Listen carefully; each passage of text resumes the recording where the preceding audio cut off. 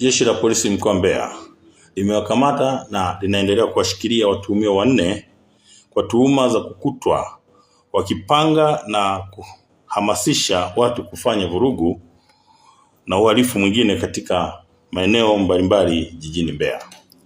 Wanaoshikiliwa ni pamoja na Noah Mwarwange, huyu ni mwenyekiti wa Chaso mkoa wa Mbeya, Gwamaka Mboka ambaye ni katibu wa Chaso mkoa wa Mbeya, Agustino Wasinyo, huyu ni mwenyekiti wa tawi la Kuom, na Rogers Mpwani ambaye ni mwanachuo Kuom. Watuhumiwa hawa walikamatwa Julai 4 mwaka 2026 majira ya saa 10 jioni katika eneo la Mafiati lililopo kata ya Mahanga jijini Mbeya.